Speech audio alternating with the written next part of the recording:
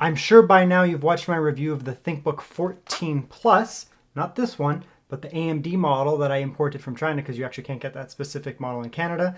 I loved that laptop, truly. I really loved that laptop. I used it for like 3 or 4 months, which for me is a long time when it comes to a daily driver. I haven't done a lot of ThinkBook reviews this year, primarily because I've actually been unimpressed with a lot of the screen offerings, which I don't want to buy a screen that I just hate and then just dunk on the laptop realistically, especially because I usually pass them on after to someone else.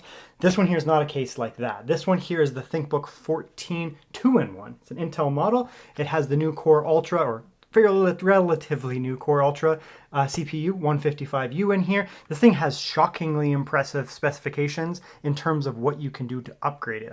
You'll see when we get to the actual upgrade internal side of this laptop, shockingly good, truly shockingly good, especially for a 2-in-1. It's actually the most upgradable 2-in-1 I've ever seen in my entire life. Very nice, all premium design. It's an all metal laptop. It's not super light, it's not super thin, but that's not supposed to be. It's the ThinkBook series, meaning that it's very premium, but it has some heft and some sturdiness to it.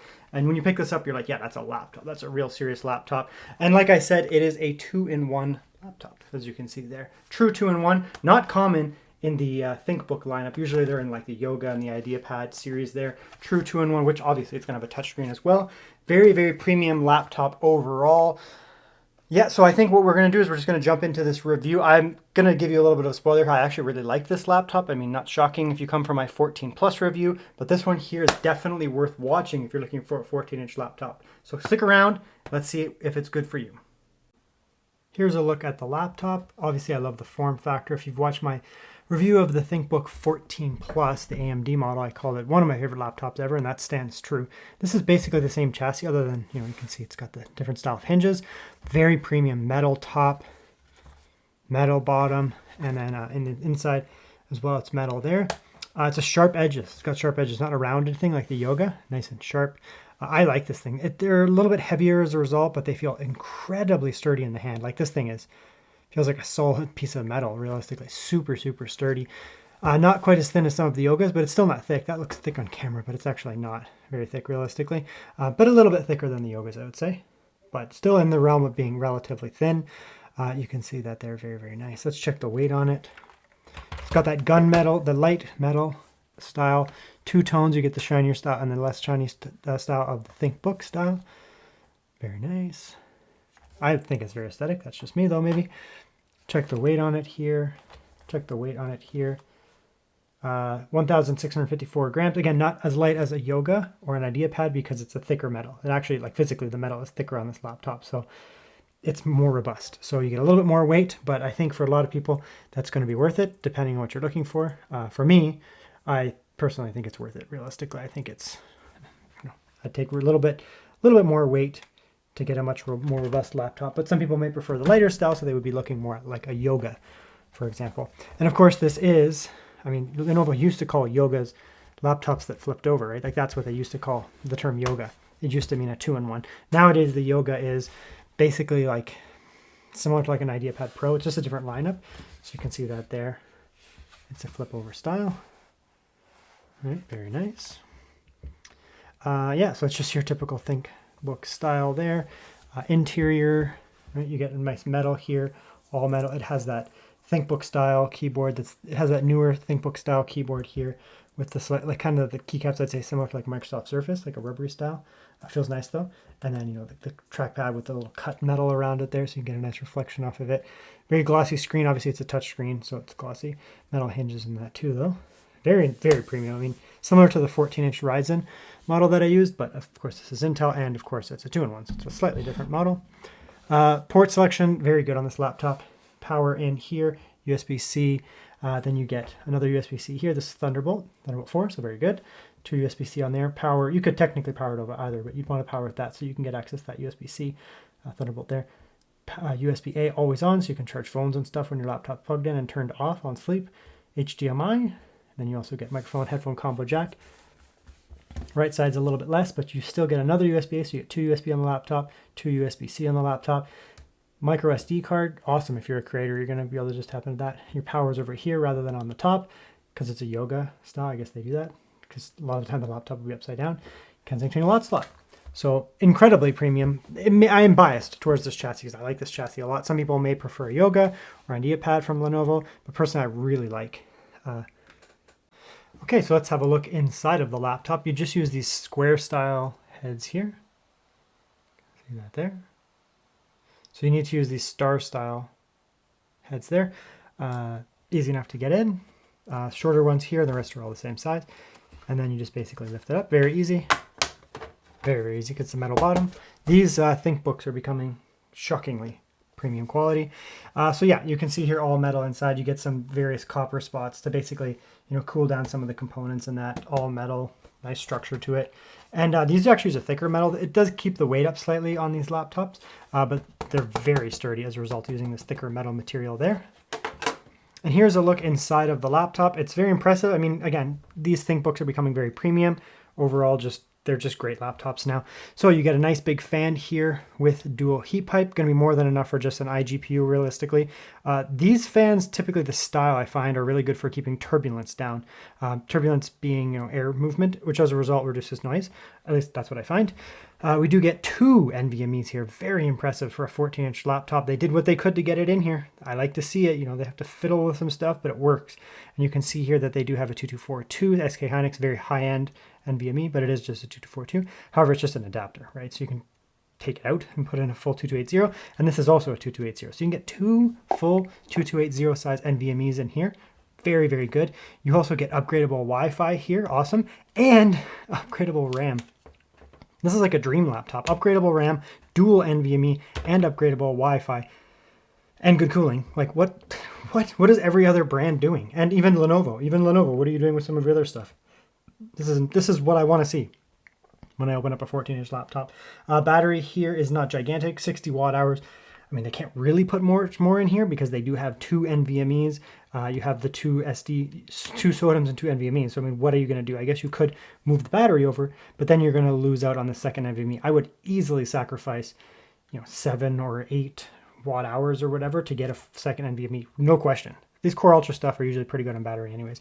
The only negative would be these kind of old school style speakers, these round speakers that Lenovo used to use. Nowadays, they actually use the square, the rectangular kind of like higher wattage, I guess I'd call them. They sound a lot better. So I don't expect these speakers to sound good, realistically. They might sound okay, but I don't expect them to sound good. But everything else in here looks fantastic, truly. Okay, so let's actually just have a look at the laptop. We're going to start with the keyboard here because I typically really like these keyboards, so I want to type on them. It's been a while since I had one. Typical Lenovo layout here for the Yoga and the ThinkBooks. They're kind of the same, except now we get this stupid Copilot button there. You do get all of your function keys up here. So right now they're set up as function keys. You can go and hit function like that. Now it's locked. Now they're in function keys. You can hit it again, and now they're going to be in the alternatives, whatever you want them to be. Backlight, obviously. So off, 1, 2, auto. We'll leave it on auto. And it's a nice white. There's no RGB, but it's a nice white kind of background. Very nice. I like that quite a bit. Yeah, and the texture of the keys are kind of like Microsoft Surface. If you've ever used one, it's like a little bit of a rubbery, I guess would be the term, like a plasticky rubbery feeling. I like them, actually. They often, some of the laptops have kind of a metallic feeling to them, plastic, but a metallic feel. And then some of them have this, and it's kind of almost like random how they do it. I don't prefer one or the other. They're both nice. And again, no fingerprints on this type of chassis here. It's very hard to see fingerprints on them. Keyboard, same thing. So I really like that, obviously. So let's give it a quick type, though.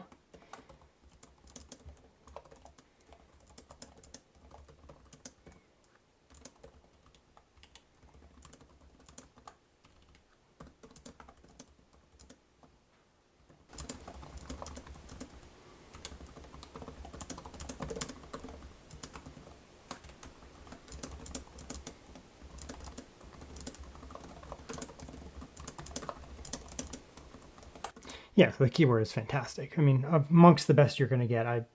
But there's a decent amount of travel. You can see that there. So very nice to use, this keyboard. Let's put it that way. And the trackpad is, I miss this trackpad. Nice and snappy. Very smooth texture. Kind of even smoother than that. And nice and snappy.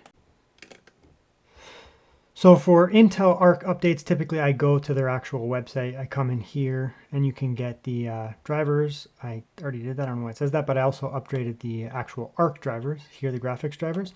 So the nice thing is, being able to get them directly from Intel. I think in the very beginning you couldn't, but now you can. You can just get them directly from Intel, which is great. So that's nice. That's all updated now. And you always want to do that because, I mean, I find that Windows is pretty inconsistent with AMD and Intel drivers and NVIDIA, realistically, all of them. So realistically, you're going to want to go that route. So that's pretty good. Let's have a look at the screen here, though. Let's see here. I just made it a little darker. It's pretty reflective, realistically. I don't mind that. Let's bring that down. That's about what I see there. But it is pretty reflective overall. Some people may not like that. I'll just let you know. Not a high resolution on this specific model. 1200p. It's fine. It is what it is. It's a touchscreen. It doesn't actually have good color space realistically on paper, but because it's a glossy screen and not a matte screen, I actually find that it has good colors overall. Relatively good colors. Better than I anticipated, we'll put it that way. It's only 60 hertz again, so not anything special that way, but let's come in here and have a look at the screen itself. Okay, so we'll start with this video here and just kind of see how it looks. Again, because it's a glossy, even though it's an IPS and it's a glossy screen, it has really good blacks. That's typically one of the advantages of having a glossy screen. It's not OLED, but it's pretty darn close. Like, it's very good for an IPS screen. Typically, when you get a glossy screen like this, the blacks look truly outstanding, to the point where, you go from an OLED and you jump into this. It's not a huge difference realistically. So the screen here is... So the actual colors here you can see are going to be pretty darn good. It's not 100% DCI-P, it's 100% sRGB, which I consider a good screen. Once you get into 100% sRGB, I consider them to be a good screen. One of the nice things about this as well is that because it's a glossy screen, I consider it to kind of punch above its weight. If this was a matte screen, typically it would mute the colors a little bit here, but this is, rivaling a much better screen, I would say. Again, not a 4K OLED or anything like that, but it's 1200p, not the finest resolution, but overall it looks darn good, realistically. Yeah, good colors. All this looks really good here. Okay, we'll do an audio test now. So just watch your headphones. I don't expect this laptop to be shocking or anything like that, but nonetheless, mind your headphones. See how loud it gets and how it sounds.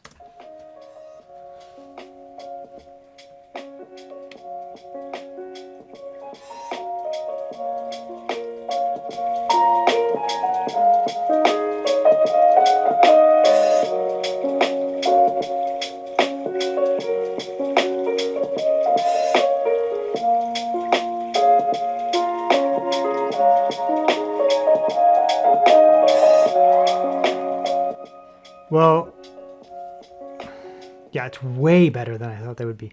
This whole laptop has just been like, I don't know why I had so many doubts with it. I mean, I know that the chassis would be nice, but I undervalued the screen before I saw it. I undervalued the speakers before I heard them.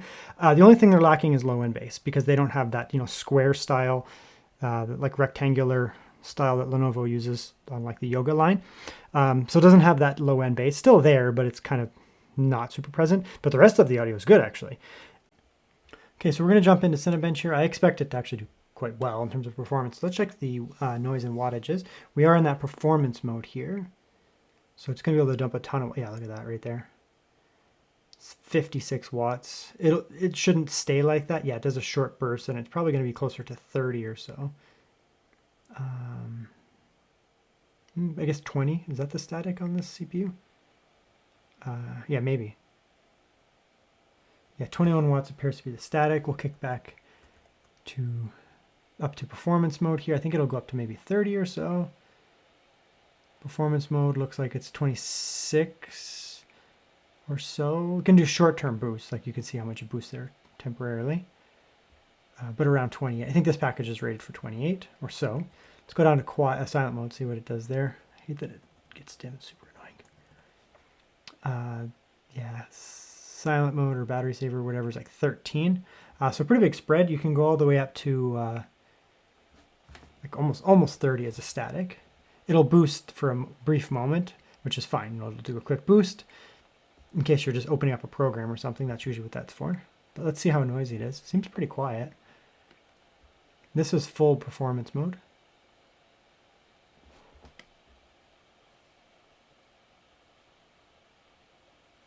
Pretty darn quiet, and that's a big fan. And the style of those fins on there kind of make it so that it's less likely to have like a turbulent sound. It's kicking up a little bit more here. Relatively quiet and no throttling here at 68. I mean, this is a relatively lower wattage variant of this chip here, the 155U, so it's not going to perform as much as the 155H. This is actually pretty good performance here, 10,000. I mean, you're going to have no problems doing things like 4K video editing on this here, especially with dedicated encoders. It's going to be nice and snappy. Performance mode doesn't really make any difference there, so you're going to be getting around 10,000 or so when this thing's on balanced or performance mode, which realistically is actually pretty good for such a low wattage chip. The SSD included is pretty good for reads. Writes are a little low, which is weird. 1300, 1200 on the writes. That's a little bit weird. However, the reads are quite fast, so a little strange there, but I mean, it's probably not going to make the biggest difference for day-to-day use in terms of operating system. Again, there are 2 slots in there, so you could just get this, slap another one in. And again, this is only a 2242 size. You could easily slap in 2 times 2280, but I mean, one of the options you could probably one of the better options would probably be just to get a second 2280, a fast Gen 4 drive or something like that. If you're going to be doing video editing, slap that in that second slot there. Use this one for the operating system. Battery life here is pretty good. These Core Ultra chips can actually just sip power, especially when they're the U variant. 100% brightness here, sitting on idle. It looks like we've been sitting here for a few minutes and we're idling around 5 to 6 watts or so. So that's going to be good for probably, honestly, probably about 8 to 10 hours. Realistically, I'd probably give it about 8 or 10 if you're just kind of idling, hanging out. So casual browsing, I mean, you'll drop that down a little bit there, but it's overall pretty good.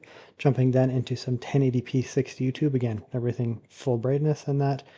There's a little bit of an increase in wattage. Looks like we're jumping down to about 7 watts being burned or so. So that's about, honestly, that's about 9 hours of YouTube. So if you're just watching YouTube, you're looking at 8 to 9 hours. Browsing, moving around, doing it just day-to-day use, you are going to be looking at an all-day laptop here, probably about 8 hours, because these Core Ultra chips are actually surprisingly efficient. Okay, here's the built-in webcam. It has a really wide, massive width to it, which is funny. I'm actually not sitting that far back, and it's like huge. It looks like a really good webcam. I can't really tell because it's so far away. Bad lighting, good lighting. Yeah, looks pretty good overall. Good polling rate, actually really good polling rate, and that's not over lightening me up, which is good. I actually prefer that. Some cameras will, make me really, really pale. Right and lighten it up. You can see here it's doing a decent enough job. So if you want to play with lighting a bit, you can. So overall, it's a pretty good camera, I would say. Right there. Okay, so here's a little bit of Baldur's Gate here. Yeah, it looks like it's going to get a little bit slower here.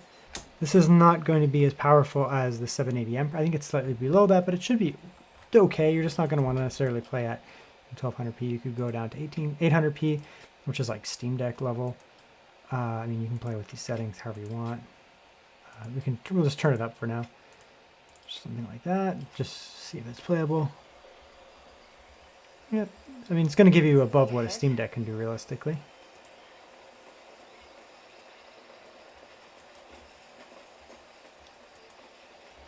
So yeah, it's running okay. I mean, not the best performance, but it's doing okay overall, I'd say. This is going to be probably along the max that the system can do realistically. All right. Okay, and here's another game that I've been testing on systems that aren't, massive 4K monsters or anything like that. These are the type of games that are going to look amazing on a screen like this. Games that are, brand new 2023, 2024, 2025 games, but maybe not super demanding or anything like that. Like, you're going to be fine. I mean, you could probably put on battery realistically. Yeah, it's going to run full power on even battery, right? So, I mean, there's going to be tons of games you can play here. The most demanding, most demanding games that are coming out now might be a little hard to run, but most of these games that are a little bit not as demanding, or obviously anything a little bit older, are going to run amazingly well. So, what do I think of the ThinkBook 14 2-in-1 Intel model? It's very nice. I'm going to be honest here. I mean, I bought this laptop, and I thought, it's going to have a really nice chassis, like the ThinkBook 14 Plus that I've already reviewed. The AMD model, I was like, well, it'll be a nice chassis. But I don't know, I just for some reason was like, it's a 2-in-1, so it's probably going to be it's going to be all right. But boy, was I wrong. The internals in this laptop are shockingly good, right? You get 2 SODIMM, so you can upgrade the RAM. 2 SODIMM is not common in general on 14-inch laptops, let alone a 2-in-1. You just don't get that. So that's impressive. Upgradable Wi-Fi, fantastic. Sometimes you do, sometimes you don't, but it's in there. Dual NVMe, so they have dual NVMe, dual RAM, and upgradable Wi-Fi with a pretty decent sized battery and good cooling on a 2-in-1, right? That's one of the advantages of making these things not so unbelievably freaking thin that, you know, they're like a little piece of paper that you can't do anything with. That's not the case here. You actually have a viable long-term laptop here, just as a laptop. But of course, then you can use it as a two-in-one. This isn't rocket science. You're giving us things that we like now, Lenovo. I like them, and I will tell people that I like them, and maybe they will buy them. Isn't that just something that's cool? Otherwise, I mean, fantastic. 10 out of 10 keyboard, fantastic. 10 out of 10 trackpad for me, at least, fantastic. Screen offering, it's a really nice screen. 1200p touchscreen, nice and bright. It is only going to be sRGB, 100% sRGB, but I consider 100% sRGB like a good screen, right? That's where you're getting into like, I'm not going to complain about the screen, it looks good. And because it's a glossy 100% sRGB screen, it looks even better. You get even more vibrancy. So I consider this to actually be a really nice screen. I would have liked to have seen also, you know, like a 1600p or 1800p screen offering. They just didn't do that. But whatever, it's still a really nice screen, you know, good for drawing. It's just really, it's a nice screen. We'll just put it that way. Having more options is always good, but I'm not going to complain when it's overall just a nice screen. So the performance is pretty good too. I mean, it's not going to be performing like a Core Ultra 185H with like really advanced cooling where, you know, you're getting a Cinebench score of like 17, 18, 19,000. You're not going to be around there, but it's no slouch. Still, 155, you still no slouch whatsoever. You're still going to get a ton of CPU performance out of it, especially for a two-in-one. Usually these two-in-ones are pretty like nerfed, where you're getting, you know, half the performance out of them. So I'm pretty happy with that as well. And the GPU performance is also decent as well. I mean, it's not going to be, again, Halo, Core Ultra, or the new Lunar Lake stuff coming out, but it's still more than enough to play games, and not just like super casual games, like actual games. So very impressive here. I mean, this is a really, really nice laptop. It's always going to be price dependent, but because it's the ThinkBook, of course, it's going to be a little bit more competitive for pricing too, because the ThinkBook stuff generally is for some reason like priced as like a mid-range or even an intro level, despite being what I consider amongst the most premium from Lenovo and on the market realistically. So very impressive laptop. If you're looking for one, definitely, you know, check it out. I will put some links in the video description down below. No affiliates through Lenovo directly, but there are some affiliate links through third party. So if you pick them up through that, it does help me out with my channel. You know, I buy most of these things, right? Like the vast majority of these things that I'm reviewing, these laptops, I'm buying them. So that's a really nice one there. Honestly, it does get like a stamp of approval from me. No surprise. I mean, I love the 14 Plus before, and this is just kind of in some ways tweaked, in some ways actually made better as well. No soldered RAM is a huge upgrade. So there you go. ThinkBook 14 Intel model for you.